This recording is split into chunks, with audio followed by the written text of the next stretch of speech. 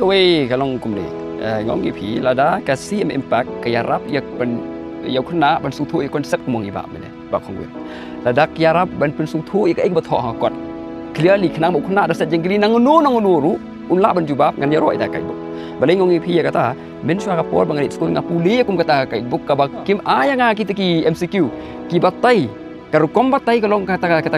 kot kain kalong kumba pidon unong hikai bahajan ubabet bahikai yaki concepts but applications ru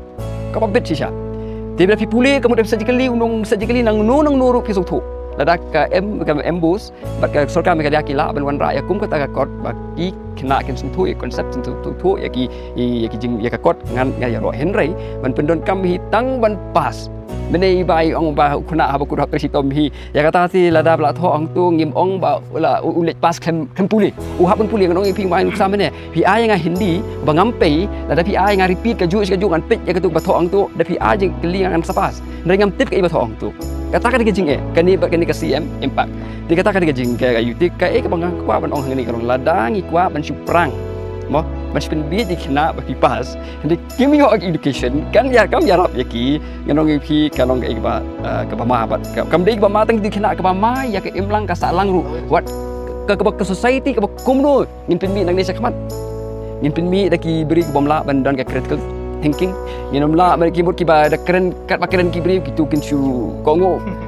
pinbi tang kandiat labi namar kim don syuk dengan critical thinking pi ka purpose jong education kalong ban ya rap ya ki breu ban long kita ki good citizens ki breu ke badon ya ka critical thinking kata ka ultimate goal hi jong ka education but bandon ki values ru hendai lada menta nandu ba piset jengkili pi ya da ka shortcut what kind of values pi a chi kena beneng astana bi ong benemo bagi nong hikai nang ta bade ki kena ken pule tamba kata ka dei ka ideal situation ka ideal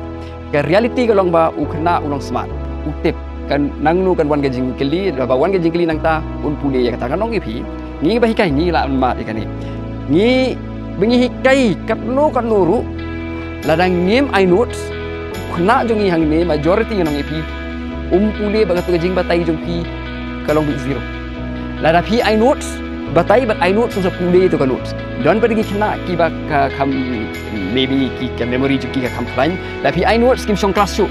namar balik ki song tu ada puli tu notes kan one exam ki kena ki nong kata ka real situation ki ka don ka connection pedang ka teaching but ka exam lada ka exam kaya na guidebook ukna un stress aga guidebook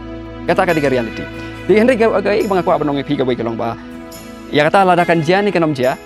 kata ka song ha government namar ka government ka don kata ka legitimacy mo ki don ni ka bor ka song ha ki lada kin weng no kinam weng tang balada kim weng lane kim pin baha nganong pi kalong ka bama ya kim lang sal long pi yang dai halo kata ka dai man pi ko long lada pi wan ra kalong pi men da pi wan ra ita ka guidebook ka bayarap ya khna ban snu thu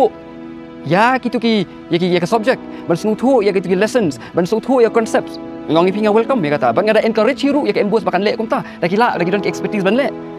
ashpam kligan ga jbli pi ba scam kidon ki bakan tho mo ki ong ba the Seng VPP is politicizing this issue, the entire issue. Namar ba